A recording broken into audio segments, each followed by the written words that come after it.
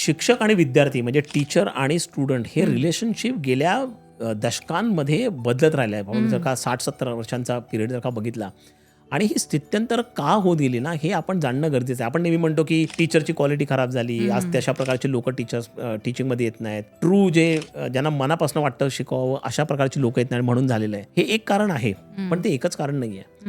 आणि मी तुला उदाहरण देतो की माझे वडील ज्यावेळी व्हाईस चान्सलर झाले, कुलगुरू झाले मुंबई विद्यापीठाचे, त्यांनी पहिली गोष्ट काय केली, त्यांनी त्यांच्या शाळेतल्या 14 शिक्षकांना बोलवलं आणि त्यांचा सत्कार केला.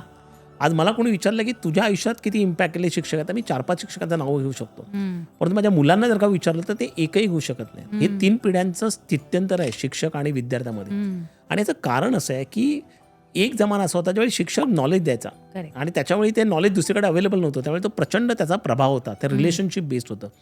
आता हळूहळू नॉलेज सगळीकडे अवेलेबल आहे, त्यामुळे टीचर कशा प्रकारचं स्थित्यंतर मुलांमध्ये घडवून आणतो त्या प्रकारची केपेबिलिटी कमी आहे. आणि मुळातच सगळं शिक्षण आउटकम बेसिस झालेलं आहे की तुम्हाला मार्क्स किती मिळाले, तुम्हाला ग्रेड्स किती मिळाले. मग शिक्षक फक्त त्याच्यातला एक मोहरा झाला. अल्टिमेटली त्या इकोसिस्टममध्ये मग तुम्हाला बाकीच्या सगळ्या गोष्टी अत्यंत इम्पॉर्टंट झाल्या आणि त्यातनं शिक्षकाचं महत्त्व कमी झालं.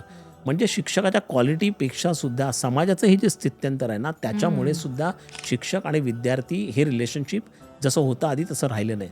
हे आपण मान्य करायला पाहिजे.